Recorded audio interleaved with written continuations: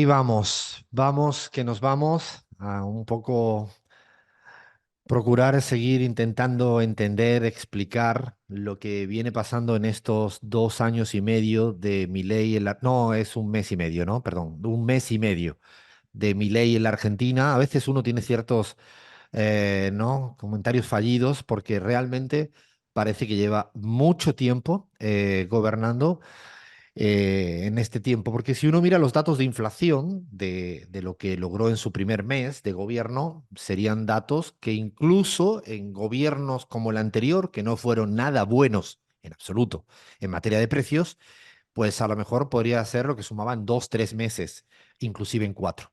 Es decir, que los anteriores resultados de la inflación de gobiernos anteriores, del anterior, que no fueron buenos, estos son muchísimo peores, muchísimo peores. Yo creo que el principal opositor que tiene este gobierno de Viva la Libertad, carajo, de Milei, son el mercado, el supermercado, la tiendita, los precios. Yo creo que es el principal opositor. Por encima de cualquier otra instancia, creo que la vorágine, el ciclo de precios desde que asumió Milei, más allá de sus intentos de panelista, ¿no? De exagerar y decir que va a haber 15.000, 7.000, 8.000%, o decir voy a terminar el mes con menos de 30% y eso está bien porque yo esperaba un 1.000. O sea, más allá del panelismo, ¿no? Como nueva corriente política de Javier Milei y de su gobierno, creo que verdaderamente el día a día de los precios explica casi todo, ¿no? Explica casi todo. Yo me fui una semana he estado solo en España y regresé y ya me parecían otra vez los precios absolutamente desbordados. Y además no solo están desbordados siempre a la alza, en un sinsentido alguno económico, debe ser la libertad, carajo. Voy a contar una anécdota el día 27, 28 de diciembre, andaba por una zona donde conoce muy bien Fla, por la zona de Tafí del Valle, por allí, en un pueblito muy chiquito, y fui a comprar una manzana al mediodía sería, 1, 2 de la tarde sería más o menos. Y el señor, con cierto, yo diría que, ¿cómo decirlo? Con timidez, me dijo, no te puedo vender una manzana porque no tengo el precio de la manzana. Me quedé verdaderamente como extraño, la situación era rara entre el señor con un buen tono en un pueblo chiquito en Tucumán y no me podía vender la manzana porque el señor no sabía cuál era el precio de la manzana. Es literal lo que me pasó y me imagino que lo que me pasó a mí le está pasando a todo el mundo permanentemente porque no tiene el precio o porque el precio es tan desbordado que evidentemente no puedes comprarlo. Sigo sintiendo que los precios van a llegar a un pico tan alto que después lo estabilizarán. Es el objetivo, estabilizar los precios en un nivel tan inalcanzable que después digan que la inflación va a ser el 2, el 1%. Claro, ¿de qué vale tener una inflación del 1 o el 2% si ya al precio existente no llegas para poder comprarlo? No sé si me estoy explicando. Si la leche en vez de pasar un litro, casi 1.000 pesos, 800, 700, 900, porque además depende, el mismo litro de leche en dos tienditas diferentes te lo puedes encontrar a cualquier precio. Es así, porque está pasando así, desde el repelente para los mosquitos hasta un litro de leche, hasta cualquier cosa, el precio empieza a ser muy desconcertante. Claro, si lo suben a 3.000 pesos, o sea, $3, $2.50, bueno, luego si se estabiliza, ¿qué? Si los salarios siguen a la baja. O sea, digo, porque yo creo que nos van a llevar a ese callejón sin salida y luego justificarán muchas otras cosas. Hay muchas cosas que están pasando en el gobierno de Javier Milei, además del desastre cotidiano económico como el Viva la Libertad carajo, que debe ser eso, el Viva la Libertad carajo. Yo no sabía que el precio de un frasco de aceitunas que se hacen en La Rioja podía tener un precio superior a comprado en una tienda gourmet en Madrid, en el barrio más rico de Madrid. No podía imaginar que aceitunas, o sea, aceitunas, ¿no? No estoy planteando. Si hablo del aceite de oliva, es infinitamente el triple del precio. Aceite de oliva producido en la Argentina, ¿eh? Producido en la Argentina, con olivos argentinos. Vale también 4 veces el precio del aceite de oliva en España, que no es que sea barato, y podría seguir dando ejemplos y ejemplos. De hecho, Lean, si me ayudas con una cosa que yo creo que toda mamá papá, de niño pequeño, de niña pequeña, me imagino que, pues digo, para que no hablar de conceptos macroeconómicos complejos, ¿no? Yo siempre digo que en vez de estudiar el riesgo país, deberíamos estudiar el riesgo precio de los pañales. O sea, para mí es tan importante el riesgo país, que te dice el Bloomberg y compañía, ¿no? Y todos los organismos internacionales financieros, como el precio de los pañales, que yo me imagino que es el riesgo de que tu hijo o tu hija no pueda tener algo tan básico como unos pañales. ¿Qué datos tienes ahí, Lean? Mira, Alfredo, nos fuimos a una web, Mercado Track, que analiza la evolución de los precios de determinados productos en la página de ese señor empresario que está en Uruguay y que es subsidiado por el Estado en millones de dólares. Sabemos de quién hablamos, pero yo no lo voy a mencionar.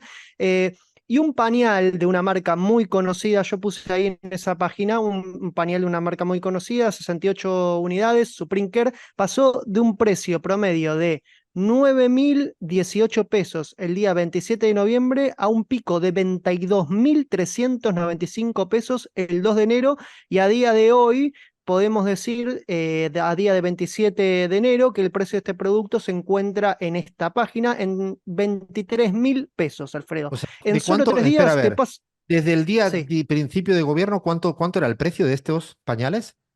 Mira, si nos vamos al día después de las elecciones Sí, ese día. del balotaje, 9.000 pesos, nueve mil Vale, nueve dieciocho mil pesos, pesos, aprox, por redondear, con un tipo de cambio entre el blue y el legal, $9.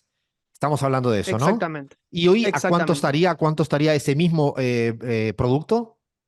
23.000 pesos se 23 encuentra dólares. en O sea, esa hemos página. pasado Sí. de $9 digo, a $23, de 9.000 pesos a $23.000, sin que efectivamente el salario de nadie haya mejorado. O sea, sin que el salario de nada haya cambiado. Digo, para dimensionar, ¿no? Esto también en términos de lo que diría, bueno, pero esto es, según argumentos de Viva la Libertad, carajo, porque el riesgo financiero está cayendo.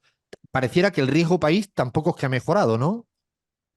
No, así es para nada, Alfredo. De hecho, el riesgo país se mantuvo más o menos en niveles. Podemos decir que al 10 de diciembre el riesgo país era de 1923 y el 19 de enero, por ejemplo, lo aumentó, 1971, ahora lo bajó un poco, 1870, pero fluctúa en esos valores.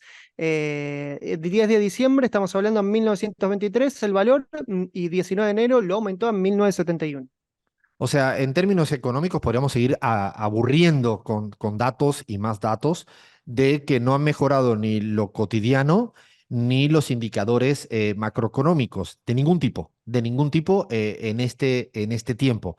Bueno, sí, a lo mejor lo puede, su argumento es que lo va a resolver en el 2088, a lo mejor ahí alcanzamos, bueno, está bien, los que aguanten hasta el 88, ¿no? Los que vamos a vivir menos y mañana tienen que la gente ir a comprar, esa gente quizás no tenga la posibilidad de estar con una expectativa ideal para el 2050, 88, 2133 en sus cálculos econométricos de profesor mediocre de economía neoclásica, que es en el fondo lo que suelen hacer este tipo de paradigma. Además de eso, yo quisiera aportar un dato del equipo de trabajo de CELAC Data que me parecía sumamente interesante, y es que nos pusimos a trabajar, sobre todo Mariana Dondo, Guillermo Oglietti, porque claro, acaba de destituir a un primer ministro, ya el primer ministro acaba de ser destituido, ¿no? El de infraestructura, un hombre fuerte, ¿no? Del gobierno, y yo me paré a preguntar con el equipo nuestro a decir, ¿cuáles son los ministros que fueron destituidos más rápido desde que se asume la presidencia en la historia argentina? ¿No? Esta era una pregunta, porque me parecía que dado que hablan de estabilidad y seguridad jurídica, quería ver exactamente el dato. Bueno, el dato es bastante llamativo, un trabajo, insisto, de Mariana Dondo y de Guillermo Olieti, es que verdaderamente el caso argentino de Milei es el tercero de la historia de la Argentina, solo superado por presidentes de facto y seguido por presidentes de facto. O sea, Milei está entre los presidentes de facto en los tiempos en los cuales fueron destituidos su primer ministro. Yo creo que esto recién empieza. Me parece que, cuando digo recién empieza, es que he visto a muchos presidentes y presidentas tener imágenes positivas de 80, 90 y aplauso inicial, y las cosas se complican a medida que las cosas hay que gestionarlas y gobernarlas. y es difícil gestionar y gobernar, pero cuando se hace con este tipo de camino, me parece que lleva a lugares muy complicados, ¿no? Yo también quisiera un poco caracterizar en otra dimensión de Milei sus apariciones públicas. ¿A quién habla y con quién habla? Bahía, a mí me interesa, o sea, ¿a quién le explican las cosas, cómo las explica?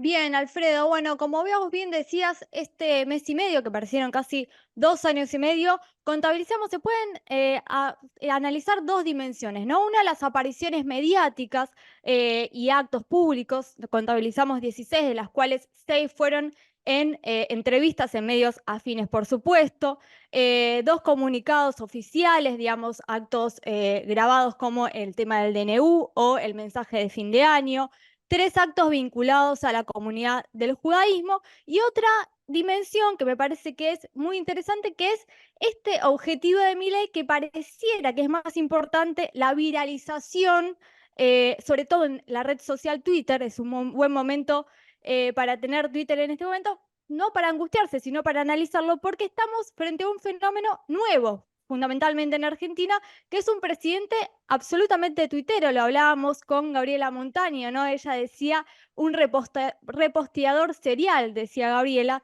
y es un término que me parece bastante acertado porque publicaciones propias, que también me parecen importantes en términos de contenido, no de cantidad, pero sí es una republicación de contenidos que al menos me parece un poco irresponsable. ¿Por qué?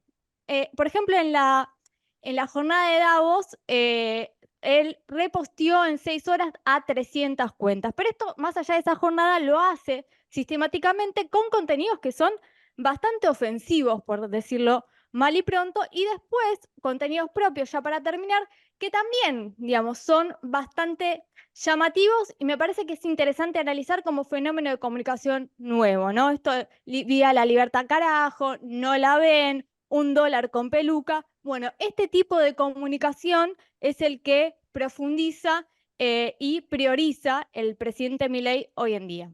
O sea, en términos de síntesis me quedo con que habla poco y solo con los suyos, muy poco y con los suyos, apariciones públicas muy vinculadas a todo lo que tenga que ver con el judaísmo, y le da por ser tomo el término, reposteador serial. De hecho, los que nos están viendo en YouTube, por nuestro canal, si ven cansada a Bahía es porque ha estado contando el número de tweets que ha habido, ¿no? De la cantidad, ¿no? Es una cantidad. Imposible. Más, más de 1 millón, o sea, literalmente, más allá de esa jornada de Davos que fue casi esquizofrénica, él tiene esa práctica de repostear, parece casi sin filtro, por eso digo irresponsablemente. Nosotros estamos frente a un fenómeno que estamos naturalizando y es nuevo, que un presidente con las responsabilidades que tiene republique casi cualquier cosa, sin ningún Bueno, filtro Bahía, y sin pero ningún sentido. Sí. tengamos en cuenta que el dueño de X, ex Twitter, es su gran amigo Elon Musk, ¿no? Le está Ujú, dando interacción a su gran amigo Elon Musk. Bahía, exactamente. una pregunta que tengo de chequeado, ¿nos retuiteó a nosotros y a nosotras? No, todavía no. Ah, No creo que ah. lo haga, Y Alfredo, no que creo si que ya lo no lo haga. ha hecho en ese millón de retweets, es que estamos condenados a no tener su aplauso. Y además de todo esto, no podemos olvidar que está intentando librar una batalla cultural a la par que está procurando refundar los cimientos de un país. No a través de una constituyente, sino otra vez utilizando trampas, no subterfugios, teniendo en cuenta que no gozan ni constan de mayoría parlamentaria, porque esto es un dilema de época. Los presidentes que ganan en balotaje, que no logran tener mayorías parlamentarias porque en primera vuelta obtienen un 30%, el caso Milei, y por lo tanto tienen una representatividad parlamentaria más acorde a un tercio, tienen dificultades para creerse que son monarcas porque se creen que el 55% en un balotaje es la representatividad de la ciudadanía, y en cambio se van al Parlamento y están con dificultades para poder sacar su refundación del país. Es decir, yo creo que esto es otro dilema de época, que él tiene un conflicto complicado de cómo avanzar. Y yo creo que en esto, y hay que tener mucho cuidado, le di la palabra ahora a Gaby, yo quiero poner encima de la mesa que no caer en la trampa, y por eso no lo queremos hacer en la pizarra, de discutir que avala cada sector del arco parlamentario. Es decir, este tipo de cuoteos, ¿no? De parcelas, de negociación parcelaria, de a ti te quito esto, te doy lo otro, te pongo esto, me parece que entrar en ese marco me parece que es un error porque lo que está, digo, es un error porque lo que está planteando Milei es un cambio constitucional, una refundación del país con la cual no cuenta con mayoría en este momento, no tiene la mayoría en este momento, no la tiene y es probable que a lo mejor busque mecanismos de decir cualquier barbaridad para después de una negociación con ciertos sectores del Parlamento se acabe quedando con lo que él quería de partida. Es decir, cuidado con los artilugios que están utilizando ellos con todo el arco parlamentario y hay una responsabilidad por parte de todos los diputados y diputadas, senadores y senadores. Gaby. Solo dos cositas.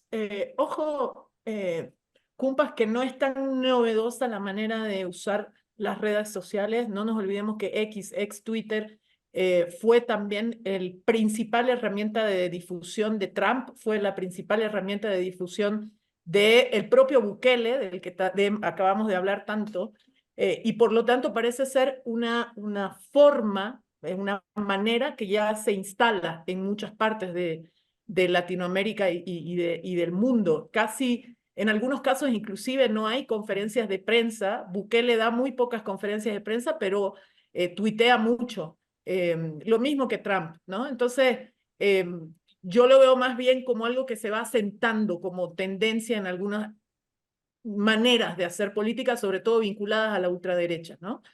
Y un segundo elemento es que a mí me parece que en esta cuestión, Alfredo, de cuánto puede generarse transformaciones profundas en un país, en un estado, sin tener mayoría parlamentaria, pues yo no terminaría de, digamos, desahuciar a Milei en ese sentido, aunque no tenga mayoría parlamentaria. Los últimos acontecimientos nos muestran que ha tenido la capacidad de operar políticamente, inclusive para generar fracturas al interior de el arco opositor más opositor a Milei, digamos, ¿no? El propio kirchnerismo, el propio Unidos por la Patria, etcétera, etcétera. Entonces, no hay que olvidarse que quien tiene el dominio del Estado y del órgano ejecutivo tiene un poder muy grande.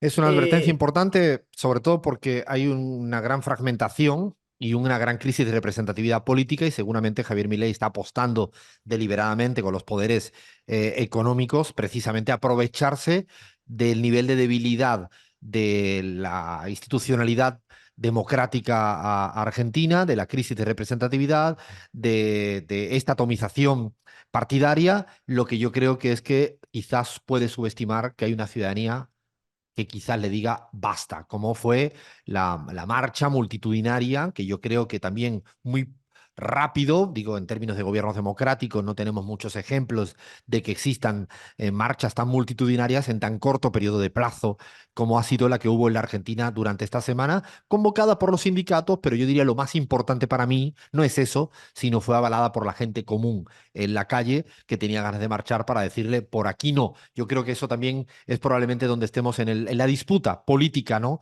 Que se encuentra, porque además creo que hay un error de fondo y ya termino, y es que tú puedes ganar unas elecciones, pero el día después de ganar unas elecciones la política sigue. Es decir, ganas unas elecciones y no puedes hacer todo lo que te dé la gana. No, no funciona así la política. Si no, todo el mundo se callaría y no existiría política hasta dentro de 4, 5, 6 años cuando se vuelva a votar. No, las elecciones son parte de la vida política, no es la totalidad. Y esto es lo que yo creo que algunos sectores del mileísmo, del liberalismo, de lo que se llamen, no terminan de dimensionar. Paramos para que en otro momento seguramente seguiremos hablando, cómo no, de lo que viene pasando en la política y en la sociedad argentina.